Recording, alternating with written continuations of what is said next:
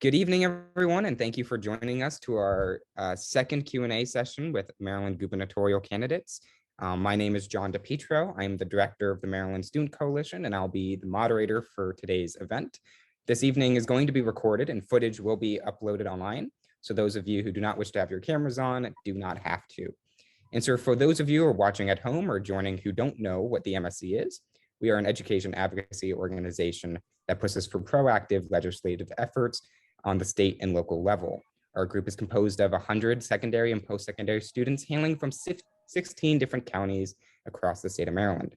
More information regarding our group can be found at the link tree in the description of this video.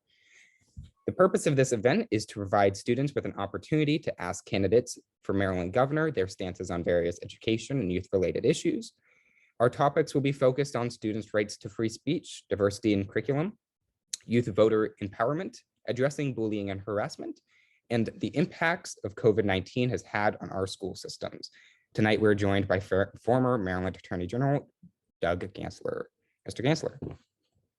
Thank you. Thanks for having me. Do you want me to give a spiel or what do you want? Yeah, you're welcome to introduce yourself now. All right. My name is Doug Gansler, a proud graduate of the Chevy Chase Elementary School. I don't know if we have any other graduates on the call. I went to Yale, Virginia Law School, and then came back here home and clerked for a judge for a year, worked for a law firm for 2 years, then went into public service. I was a federal prosecutor, assistant United States attorney under Eric Holder for 6 years, prosecuting mostly homicides the last 3.5 years, but a variety of cases. And then I was the elected state's attorney in Montgomery County from 1998 to 2006, and I ran against a 30-year incumbency machine there, and then was the Attorney General of Maryland, becoming the first person from Montgomery County to win a statewide office in a long time, and became Attorney General, and was that for 8 years. During the course of that, I was the president of all the Attorney General of the United States for a year, and then I lost. I was the head of the Democratic Attorney General Association for 3 years. Then I ran for governor after 16 years in elected office. I lost in the primary to the lieutenant governor, running against the establishment. And lo and behold, we ended up with a Republican governor who we've had for the last 8 years. Since then, since January of 15, I've been in the private sector, been on a number of boards. College Track is a board I'm on involving education opportunities in Prince George's County. Kevin Durant started that program here. On the board of Year Up, which is a workforce development program. And then I started Inner City Lacrosse League. I still play lacrosse, even though I'm 58 years old, and started a league in Baltimore. I've been very involved in that. Started 12 years ago, about 600 kids, called Charm City Youth Lacrosse. Today I was on a call. I represent the state of Vermont in a lawsuit involving climate change, suing ExxonMobil and the fossil fuel companies on that, and been working on some interesting things in the private sector as well.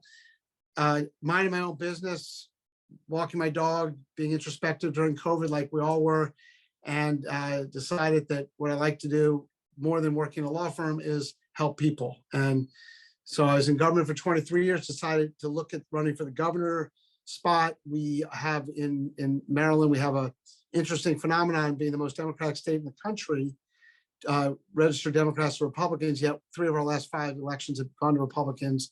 And so I became highly encouraged to run by a lot of people as being the only person that could win both the general and a primary. So decided to take the leap, and one of 9 candidates now running. So you guys will have a lot of these forums to look forward to. Thank you so much. I'd like to give a brief opportunity for Hunter and Lauren to introduce themselves because I don't believe they have yet. Great. Hi, Mr. Gansler. Thank you for joining us tonight. I was the one who was emailing with Dan. So we're very glad that you could join us this evening and that we could have a thoughtful discussion on education-related issues. I'm the Deputy Director of the Maryland Student Coalition, current student at Howard Community College, and I look forward to this evening's dialogue. Well, thank you and all of you for being engaged and caring. So Thank you. Yeah, absolutely. And then my name is Lauren Raskin. I'm a current senior at Poolsville High School in Montgomery County, and I'm the Associate Director of MSC. So just once again, thank you so much for joining us here today. I'm sure there's a lot of students watching at home right now and that will be watching when we post this on YouTube that are just really interested. And some of them might just be starting out being civically engaged. So I think that this is a really great opportunity. No, there's no place better to be civically engaged than work on the Gansler for Governor campaign. So I'm excited about the opportunity to be here. And finally, I'm John DePietro. I'm the director of the Maryland Student Coalition. I'm current freshman at American University in DC. So no, not quite still in Maryland anymore, but still very enjoying Maryland politics. So thank you. And now we'll get started into the introduction of how this event's going to work. So the way this event is going to run is pretty simple. Once we begin the Q&A, each attendee will have the chance to ask up to 3 questions. We'll ask the candidate to respond to each of these questions within 1 to 3 minutes. So we have enough time for everyone. Seeing that there's not too many people, you can take time you need. We'll start each question from our senior associates, and if time pertains, we'll open the floor to open discussion. In order to ensure an orderly flow, I will ask all participants to please click the raise hand button in the lower corner of your screen before turning on your mics. This will prevent any interruption. So without further ado, let's get into the Q&A. Do we have any questions to start off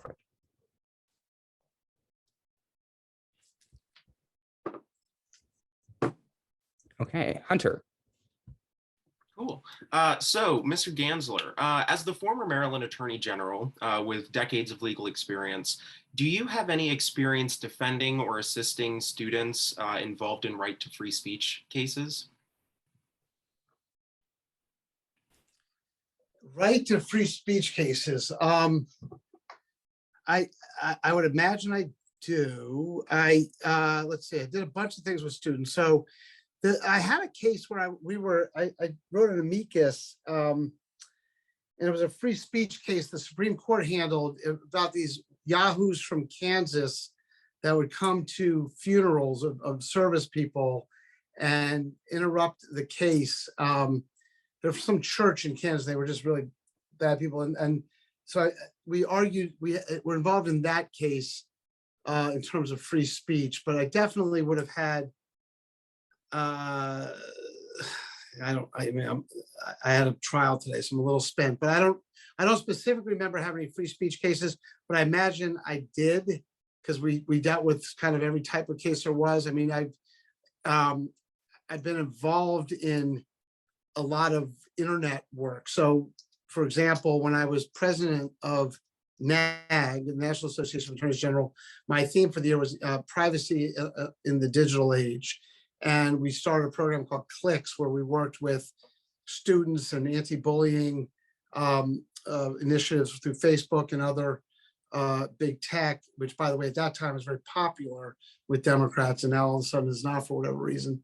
But I did a lot of work on speech and what is protected and what isn't protected in terms of with students. But nothing specifically jumps out. But if I had somebody that worked with me at the AG's office, they'd probably hit me over the head and tell me, what about this case or that case? But I did a lot with schools. I mean, as the Attorney General, we represented higher education. So I wrote a diversity and education plan in 2014, which I disseminated to all the other attorney generals around the country about to sort of enhance diversity and not only admissions, but in faculty and university workers. When I actually taught it, I actually an adjunct professor at AU Law School, John, where you are, and have been for many, many years. Raskin got me the job when he was a professor there. And the interesting thing about that is I became the poster child for the SEIU trying to organize teachers there. And Jamie couldn't do it because he's management, which is one of the great ironies of the world, that he did that, that I was the poster child for the SEIU to organize there. But, we talk about, I mean, free speech and First Amendment is a huge issue. I've railed against Citizens United because I don't think that's a true First Amendment case. Yeah, so I think that I'm rambling because I can't pull an easy one. Thank you. Do we have any other questions? So you mentioned briefly how you worked when you were Attorney General, there was diversification at the higher education level. Are there any key aspects of that which you would try and bring to the secondary school level? Well, I mean, it's a little different in the secondary school level because there's not, there's no admissions process really. So, I think we need to make sure that we give opportunity to everybody, regardless, and take advantage of the talents of everybody in our state, and to make sure that the education gap doesn't continue to widen and that we don't sacrifice education. I mean, I think that what is going on in Baltimore City is abhorrent. And frankly, if I don't win the primary, we're not going to have a Democratic governor, and Baltimore is going to become like a war zone. I mean, it's what's going on there now with crime and education, and because there's just not a state partner to work with the city in terms of funding and accountability and making the schools better. I mean, if you're a young, so I mentioned I started this lacrosse league up in Baltimore. We have all these kids come on Saturday morning. They're beautiful, wonderful, happy, smiling kids from underserved families, mostly people of color. And they go off to school, and they're great kids and they're smart kids. And then they go off to school on Monday morning, and there's no possible way they're going to learn how to read, let alone go to Harvard. And so it's really a sad statement on what's going on in our schools. So diversity is not an issue really in our schools. It's more, I mean, diversity amongst teachers, I would suggest, would be, and we have to pay our teachers more and attract better quality teachers, including teachers of color. But diversity is not the issue. It's much more really making sure that all students have access to broadband, whether they're from suburban, urban, or rural areas, making sure that we are providing access to the best and top-notch education of all students in our state, including the Kerwin Plan, and implementing that. One of the, I want to expand pre-K, universal pre-K. I've been talking about for 10 years in childcare, which hopefully not many of you have issues with yet. But and one of the ways to do that is I was the first candidate that came out for legalizing cannabis and to help pay for some of the programs that we want to put in. But expanded pre-K would be one of the ways to help people of underserved communities, particularly diverse communities, because every study has shown that by the time children of underserved communities come to school in kindergarten, they're already behind, and it's just difficult to make up that gap. And so that's part of the program as well. Thank you. Is there any other questions? Yes, Lauren. So you talk a lot about protection of students in schools, which of course is a very, just an amazing initiative. And I think it definitely has shown to be a very unequitable institution, especially with the pandemic and all of the detrimental effects that had on students. But as far as protecting students against instances of sexual assault in schools, do you have any specific plans that you would like to see come into effect as governor? So when I was Attorney General, I did a comprehensive I want to say, I'm trying to pick the word, study isn't really the example. I made every school, public school in Maryland and private school in Maryland that got public funding to send to us their Title IX policies, because what was happening was that they were very checkered, and a lot of the schools were not complying with Title IX or sexual assault cases.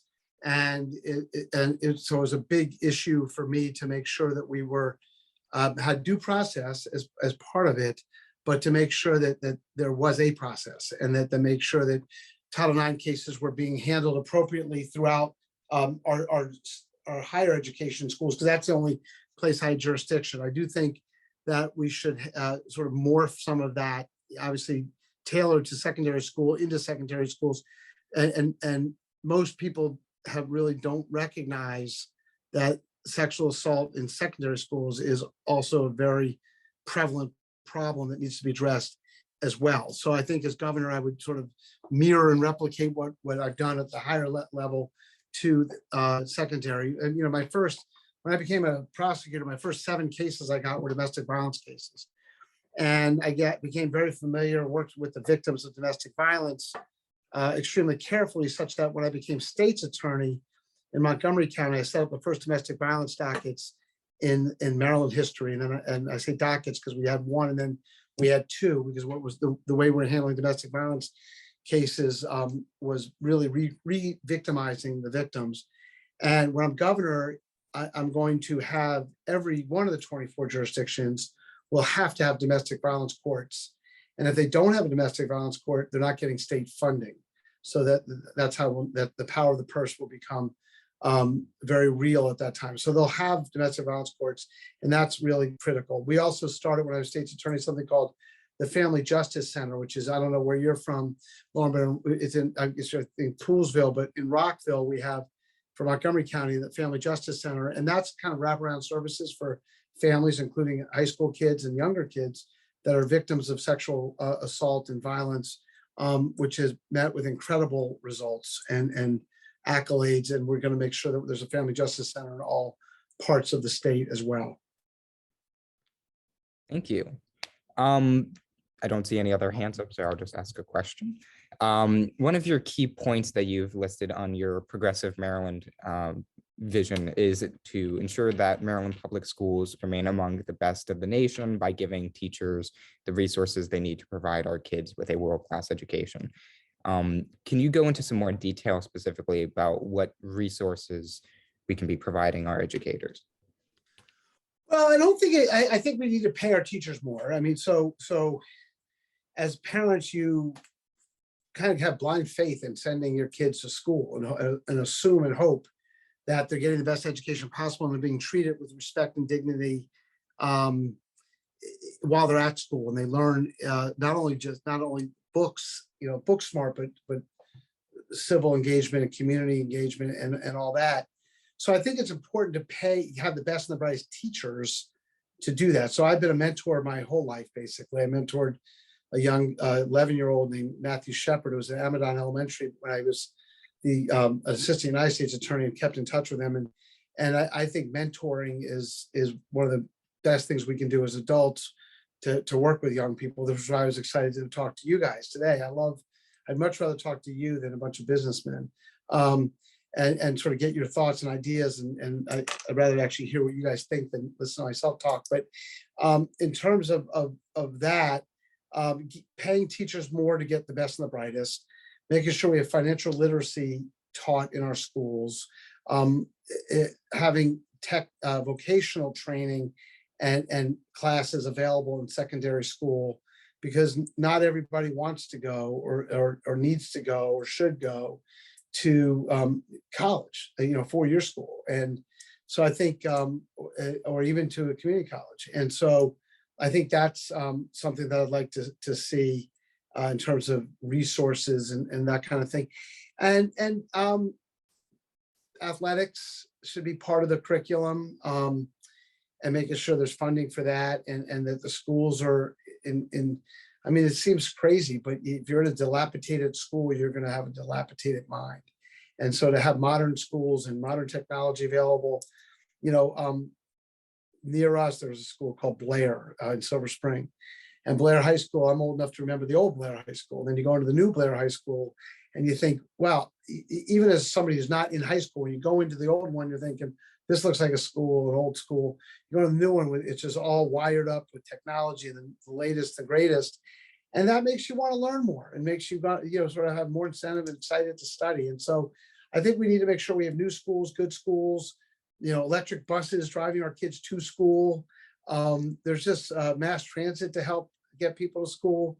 So there's a lot we can do to help in the secondary level. And then I just sort of ran by for a second financial literacy, but I do think that's worth more another couple seconds on, which is that we need to teach kids financial literacy so they're not weighed down by student loans that they didn't ask for or didn't want later in life. So that's also part of it. And then in enhancing our community colleges and not, making sure those are either free or affordable for everybody, so that people have continuing education. We have some great community colleges in Maryland, and they could even be better and have more of a focus. So, and the last thing I'll mention is HBCUs. We have 4 HBCUs in Maryland. They're all very different from each other. And, there's aspects to each that are great, but there's certainly, we need to make sure they're appropriately funded and supported by our state. Thank you. Opening the floor up to, yes, Hunter. Awesome. So I had a quick question going back to John's first question about some of the, I guess the impact of Baltimore City and other rural areas in the state.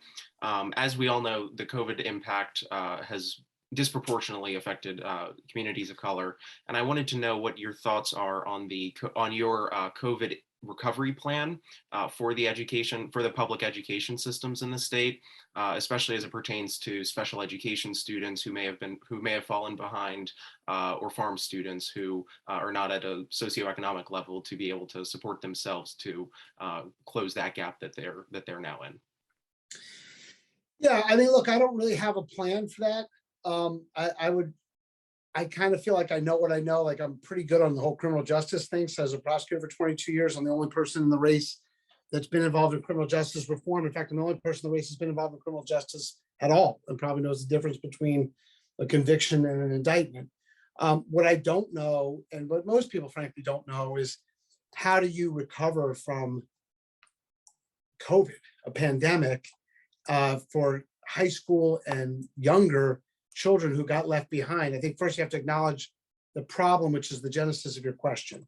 And then you have to work with the people who do know, the educators, the teachers, on what do we need as a state? How can we help as a state?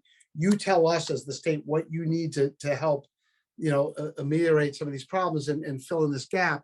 And I'm a good listener, and I would welcome the opportunity to sit down with educators and try and solve that problem.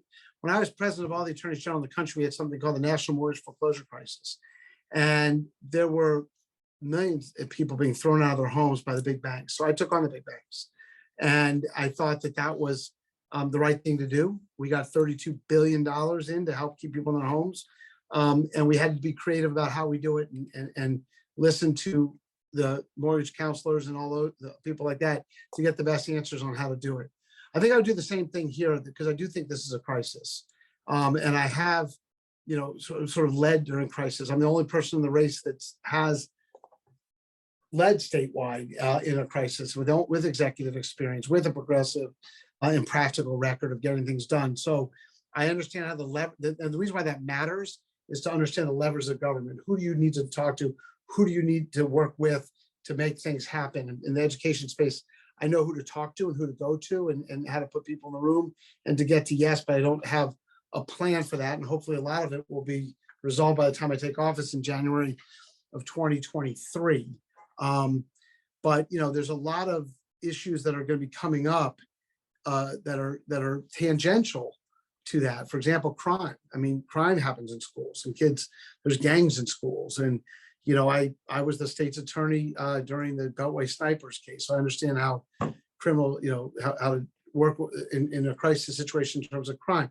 I'll tell you another issue that affects more college students, I like to think, but some high school students, unfortunately, as well, is women's reproductive rights.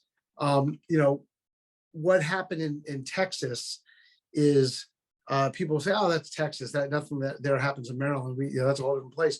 But on December 1st, the Supreme Court is going to hear the Mississippi case that's going to either overturn Roe v. Wade or significantly scale it back, which makes having a Democratic governor that much more important. So you're going to speak to a lot of candidates for governor who are way better speakers than I am. Some of them are like fundraisers for nonprofits. That's what they've done. That's their qualification to be governor. and they're going to be better speakers than I am, but they're not going to have governed, and they're not going to have that experience. They're not going to have experience in crisis. And so, how to, to navigate this and make sure that we have protect women reproductive rights, like I did when I was Attorney General around gay rights. So we had a crisis then.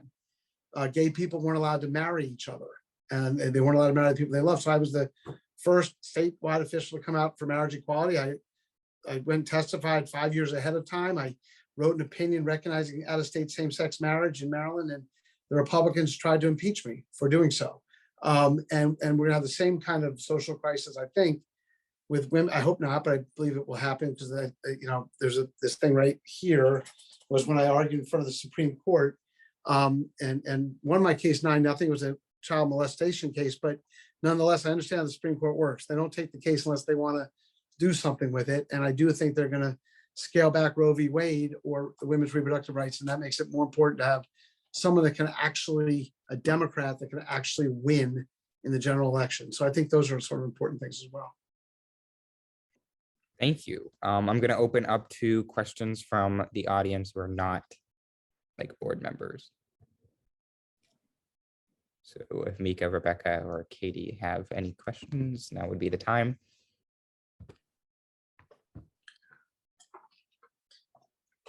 I can ask myself a question. Sure. I think one of the issues, I have a 27-year-old and a 24-year-old, so they're a little older than you guys. But the issue they're most concerned with is climate change. And we hear about it, we talk about it, we really don't sort of think that, well, some politician can't really fix that. And so I do think that affects folks your age. And I do think climate change is an existential issue for future generations. And I was the environmental attorney general. We cleaned up the Bay a great deal. It's gone back under the Republican leadership. But I think that climate change going forward is going to be important. Having an infrastructure in our state that'll support electric vehicles, which we don't have now at all, will be important. I think solar energy is going to be critical. Wind energy off Ocean City is going to be critical. So containing sprawl in rural areas of Maryland in particular, and having smart growth is going to be critical toward making sure, and environmental justice issues as well. It's going to be critical to make sure that we fight climate change here in Maryland, that we have 100% 100% carbon-free state as soon as we can. We always set these goals for some year when the politician that sets the goals is no longer going to be in office, which is kind of an easy thing to do, but we actually need to do it. And I think Maryland can and should be the leader on climate change. So I'm excited about working for folks of your generation. I'm too old, to worry about all that. But for you guys, I really am actually excited about that challenge and that part of being governor.